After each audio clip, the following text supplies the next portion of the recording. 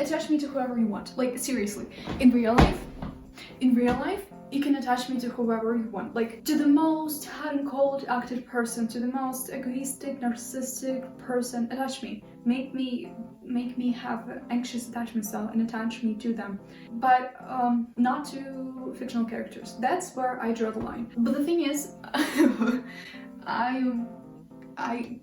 don't really attach to people. Like, maybe I do attach to people, maybe sometimes.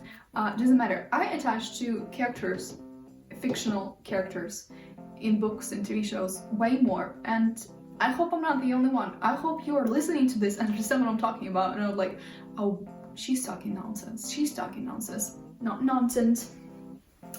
And the thing is, like, I can even, oh, it's so hard. I can even like watch it for the whole day. You know, like 3 weeks ago, I was really into period dramas like Emma, Pride and Prejudice. I don't know if I spell Prejudice right or wrong. Like Jane Eyre, you know, all this, like Bridgertons, you know. I was into it, and I looked up what to look, and there was the rain. Like, not the rain, which is basically Rain from Sky now. The Rain is like a TV show about Queen Mary of Scots. So basically the whole day, like from 8 a.m. to 3 p.m. I watched it, and then I just, you know, I get bored very quickly, of course, maybe because it's partly because I spent the whole afternoon and morning watching these, and I was just like, okay, this is also cool. I watched until 10 episodes of first season. I'm like, let's rewind to the last episode, and I watched and I'm like, okay, I'm done with this TV show. And then the next morning I woke up and I'm like, am I done with it? I mean, I kind of like it, but with that, like with the historical drama and with those, it wasn't quite my catch. But I like fantasy, and I was watching, like, I got my wisdom tooth out, and I watched a lot of films and movies, and I actually filmed an episode about it, but what I was saying there was so chaotic, I couldn't properly edit it, so I kind of deleted the whole episode, and I decided that I'll do a new one like in a few days, and a few days have come. But you know, I don't know. Also, yeah, I'm a big fan of Metallica. Lorelai Gilmore. Does she like Metallica? Was she and Chris talk about Metallica? I don't remember. Doesn't matter. And so I got my wisdom tooth out, and I couldn't, you know, eat anything, and I'm just like, I'll, you know, let my sorrows be in TV shows and movies. And I watched quite a lot of movies, especially in the last days of recovery. And I watched this movie like Shadowbone something, you know, there's Lily Collins, and it's basically Shadowhunters, the book that is Shadowhunters based on the TV show. There's a movie, but only one movie, and I'm like, I watched this movie, and I'm like, oh no, there's only one movie, they only made the one movie.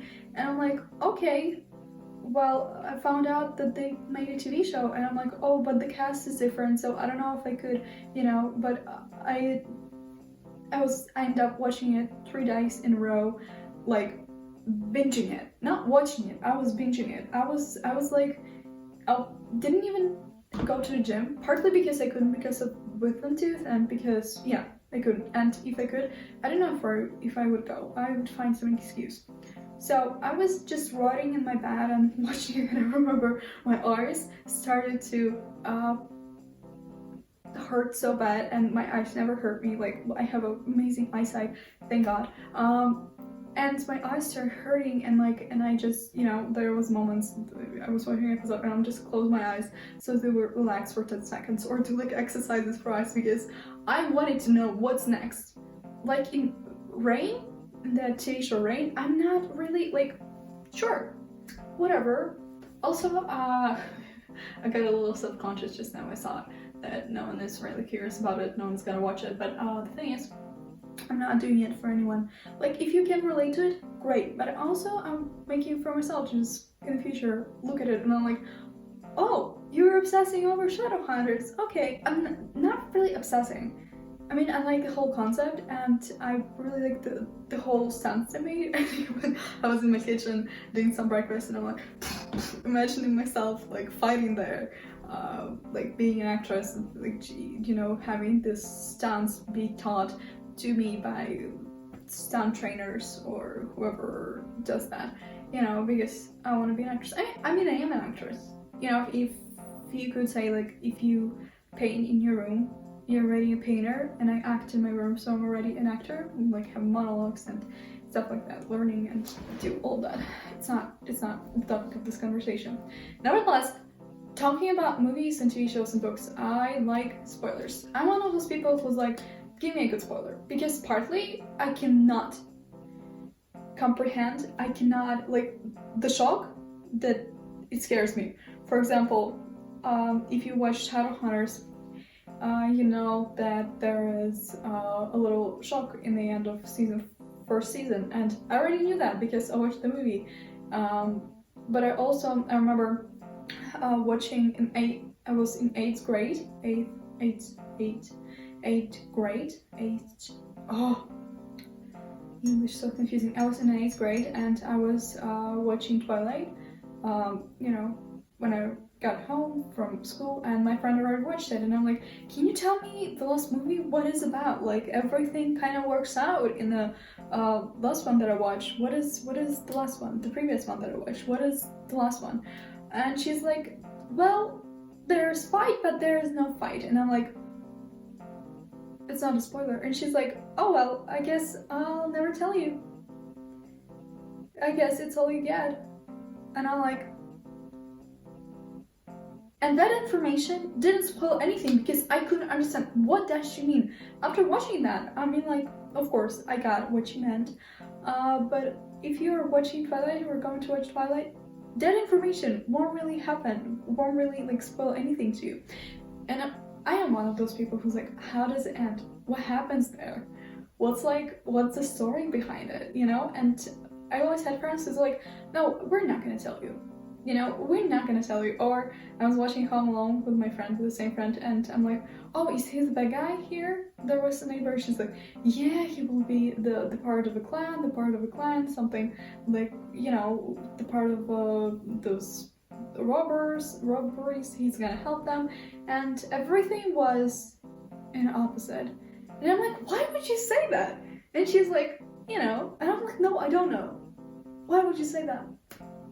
So one of those people who, like, I'm gonna also want to watch like long TV show for 7 seasons or even 3 seasons, and I'm like, what I did that a lot of times was Shadowhunters or read Rain, and so I was like watching it. I was on season 1st, like, I don't know, 10th episode also, Shadowhunters, and I'm like, yeah, I'm done for it was like evening, and it was like 1 a.m. already. I'm like, I need to go to sleep.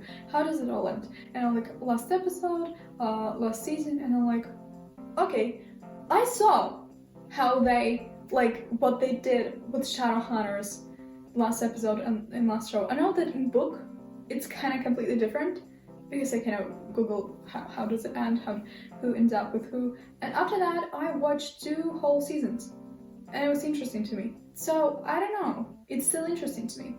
Also, what is the next topic we're talking about? I'll go and look and get my iPad out of my case. Yeah, maybe I'll look more professional then. Oh, I don't want to experience college or university, you know, and also I think that college university is like basically a camp, because there is a campus, you know, you're walking around campus and there's all the territory. You also kind of have it in camp, like you see all these people you saw already like couple 100 times a day, and you see them like almost every day. You don't know their names, but you kind of see them. And you also have like activities, like, I don't know, there's also like dancing, the clubbing, drinking. Was there drinking in your camp? Because there was in mine, but okay, I'm not trying to say anything bad about my camp. It's already closed, so it's not like I'm gonna ruin its reputation, whatever. But also like activities, you eat together, you like do these activities, you have like you see classes could be like those activities, And I think it is like, it is like camp, right? But it's like long term and kind of a lot harder. But I really doubt that that sounds like a camp to you if you're like medical major. I really doubt that for them the college is fun. But also camp sometimes isn't fun. Like for example, the food was served there wasn't really always fun. I would like to experience university or college in United States because oh man, that's fun. I would like to, you know, if we're gonna dream big, I actually had this like goal, not like goal, but it was my plan to apply to American universities, move to America that way, and then I realized that basically all the knowledge I need about acting is out there in books. They all got it from books, and like techniques are written in books. Like there's so many books, and I don't really need to. I can move to the United States in different kind of, I can be married to someone, but no. Actually, it's not even funny. I consider this option like, I'm gonna fake marry someone. I'm gonna reach out to someone and like marry me, you know? But then I'm like, no, there are so many complications that goes with that, so I'm not gonna fake marry to do that. If I am gonna marry and that would help me to get a green card, that would be a love story, because I kind of made up my mind about that. Really. I was 14 and I remember like reading how can you get a green card, and you know, lottery sounds to me like, oh, it's such a long time to wait, and I'm like, yeah, I'm gonna fake marry someone. No, I'm not gonna do that. I'm not gonna do that anymore. There are so many complications that come with that I saw on TikTok, so I'm just gonna, no, I'm not gonna do that. But I used to be so obsessed with moving to United States, doing all of that, but I kind of saw that moving there would solve all my problems and make my old dreams come true, like by itself. Like the minute I step out of LX airport, I'm like, all my dreams come true, all my problems disappear, and I'm just getting tan on a beach and doing all those things, filming in movies. But it's kind of a long way to go, because I want to move there to be an actress, and I'm kind of still discovering my method, like how do I get in character, what is best for me, how to learn lines, how to do that, and I enjoy this time of experience in that, so I'm just not rushing it, you know. I'm doing what I love. I do this because I love creating. I also have my main channel, which is basically about me like reading about something, researching something, and like making video for you guys, because that is something I love. Also, oh, pigeon on my windowsill. Hi! Doesn't answer me. I saw on TikTok the other day, like 2 months ago, I saw on TikTok that guys start dating girls like at 0. Like the new girl they meet, like she's at 0, but as he gets to know her better, she will, you know, just level up. And us girls, when we start dating someone, we put them at 100. Like they're the best. They're interested in us, great. They're at 100, and we just, you know, that's why we are so disappointed in dating. Like why we get so disappointed so fast. Because, you know, if guy doesn't reply to you and he's on 100, it's so hard and disappointing to put that 100 basically, you know, decreases. And guys, for example, they start at 0. They don't expect anything from the girl. So if she left them a red, he's like, okay, I guess she's not making it to 10. And that is something we can take from guys. Like, I don't know if it's every guy, but I kind of see the logic here, and something we should take from guys. That is something we should take from guys. Also, everything is a red flag nowadays.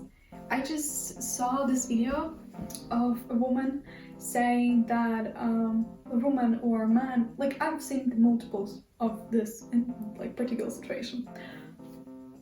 So I saw, and the guy was talking like basically, for the record, he has like 50k followers, and like, or even more, 500.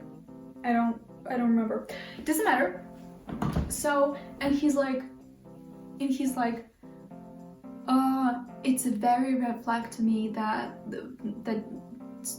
for my girlfriend to have social media or have like even more than 1,000 followers, you know, it's a huge red flag. I'm not gonna date her like that. And there was a woman who's like, the perfect man for me is the one who doesn't even have social media.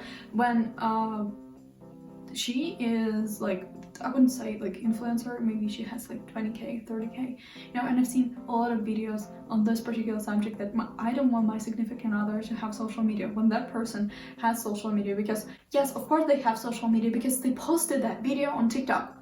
Sure, they have social media. And I don't think the people understand that you don't get someone you want. Like, oh, I want someone to be that. I want them to go to the gym, read, I don't know, play baseball in free time. I want them to, I don't know, play golf, swim, whatever. And you are the complete opposite. Like, if you're not going to the gym and you don't read, you don't eat healthy, how do you think you're gonna attract someone who does? You don't get what you want, you get what you are. And people sometimes forget that. Oh, I don't know when this stuff became inspirational. I'm gonna just take a sip. But like, really, everything is a red flag nowadays. Like, it's so confusing, especially with that like dating thing. Like, honey, you have social media and your significant other is not gonna have social media. You will have two different complete viewpoints on the world, and there is higher chances of you breaking up. I'm not saying that, you know, you will inevitably break up if you have social media and your partner doesn't, or vice versa, but opposites doesn't attract. You attract who you are, not what you want it to be. You know, people have this like list of things I want my partner to do, and the most amazing thing you can do is to be that list. Because if you're gonna be that, you're gonna attract that. Also, you're gonna attract a lot of bad people also, so you should know how to, you know, sort out those people and like know who's who. Yeah, because those red flags, they are getting funnier and funnier every day. We were on a date and he ordered tap water. That must mean he's cheap. Oh, he has like this sneakers like my uncle used to have. This gives me an egg. It's a red flag. You know, red flags are valid when there is this reason for it. Like this X and red flags, and that we expect the other, like the partner, that we expect to find love with all this like points that we write down. Like, for example, oh, I want him to be that and that and that and that and that. I want him to support me. I want him to enjoy my hobby also. I want him to read, I don't know, these books that I read so we can talk about them. I want him to like the movies that I like so we can talk about them. You will never find a person 100% as you want. So, and when people say that, like, you know, for example, you can have a boyfriend with whom, yes, you can open up to. Yes, this is basic. You can open up to him. He will understand. Like, you have a great relationship, but he doesn't like the movies that you do. And you have friends for that. You have friends who like movies that you do. And your partner cannot be everything. You cannot force your partner to be like, oh, you know, you should like this movie. You should like Twilight because I like Twilight. You should watch Twilight with me because I like Twilight.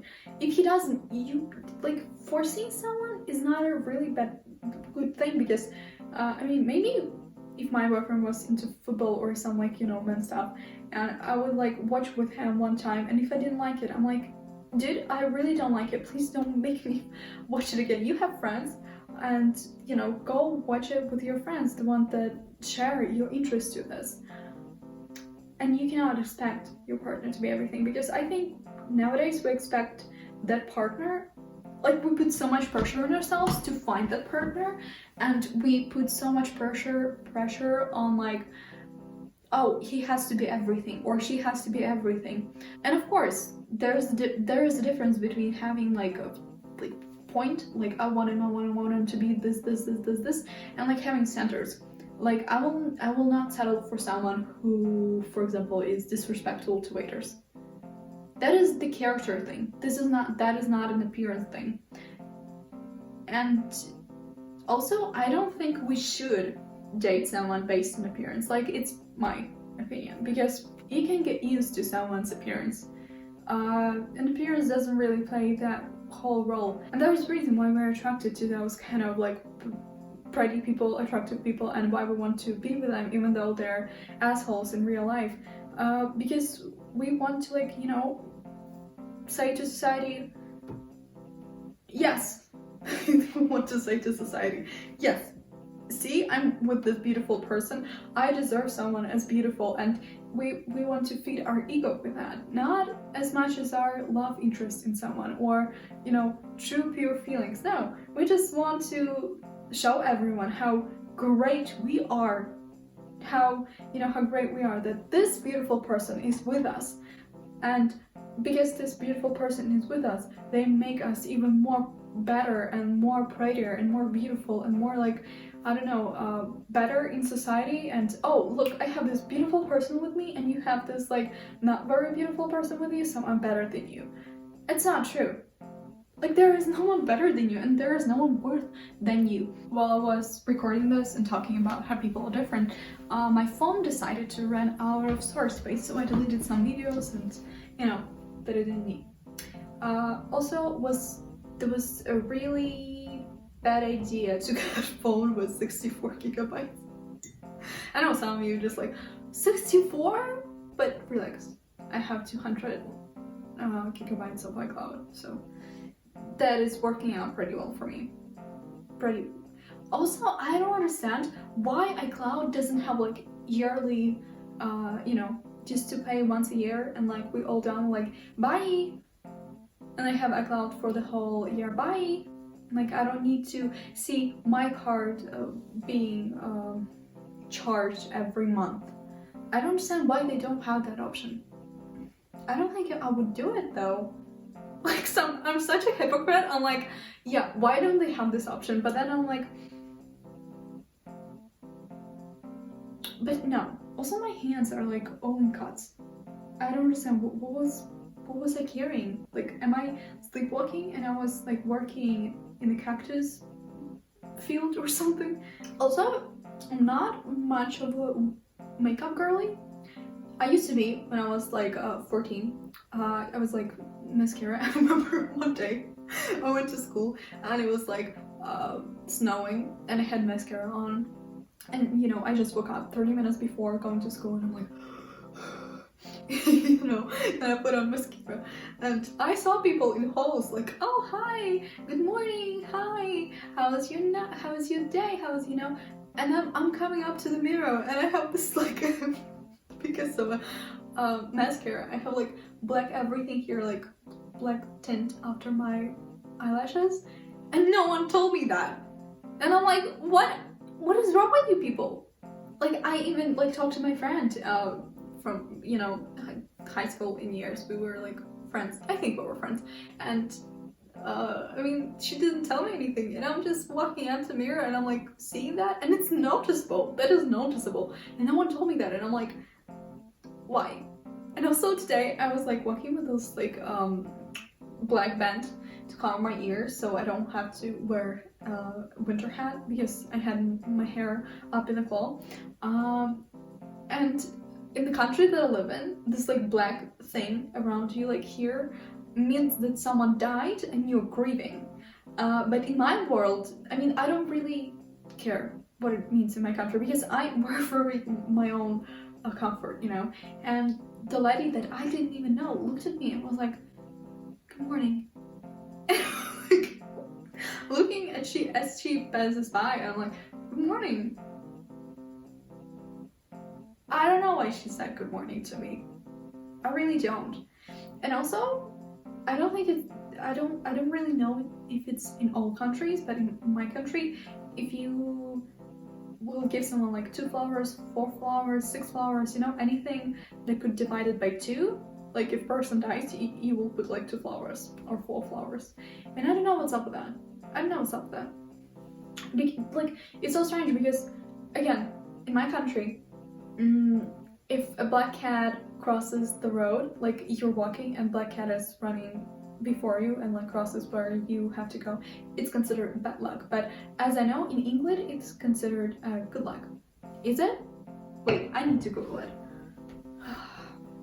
Let's talk about superstition. Do you believe in superstition? Like, what are they kind of superstition? Like, Superstitions. Superstitions, examples. Superstition from around the world. I should really start recording this. Yes, I will put this in the video. Okay. Oh, black cat. Here is black cat meets us. Irrational as they may be, we all have superstition or two. Whether it's lucky pair of pants or an aversion on Friday 13. Also, I like the Friday 13. Like the best thing in my whole life happened. No, honestly, it was just my first day. I wanted to be, different, but that didn't happen. Friday superstitions are important to us because they give meaning to the often random nature of luck and put us in the driving seat of our destiny. Who is he? Knocking on a wood, okay. Indo-European, Celtic, or possibly British. Any list of superstition would have to begin with arguably the most well-known and universal superstition, to knock on a wood. Believe that spirits good and bad reside in trees who could be either called upon for... Wow, I never saw it that way, I didn't even know that. Some suggestion roots in Indo-European or Celtic beliefs that spirits good and bad reside in trees who could be either called upon for protection or chased away by knocking on their home, and others, particularly Christians, link the practice to the magical power of the wooden crucifix.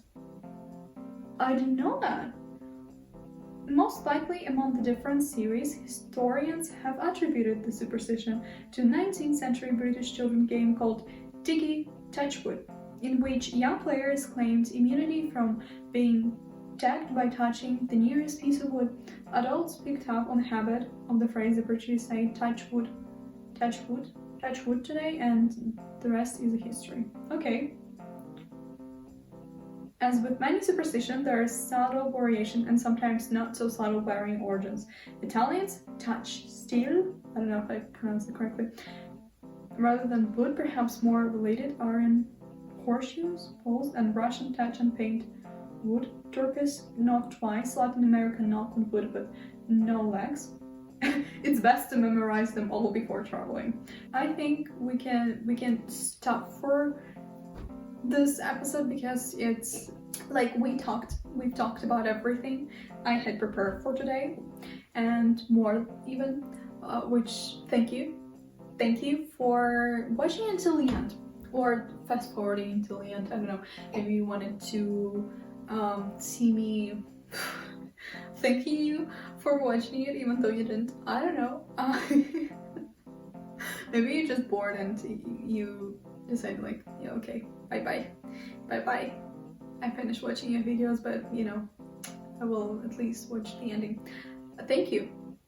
Regardless of what you did or did not, regardless if you watched it until the end or watched parts of it, doesn't matter. I'm still thankful, and well, I hope you have a great day, and I'll see you in the next FaceTime talk. I love you. Have everything you really want. Okay, I'm done with us trying to do Scottish accent. Bye. Love you. And write down, like, put in comments some topics you want me to talk about the next video, and I might include them. Who knows?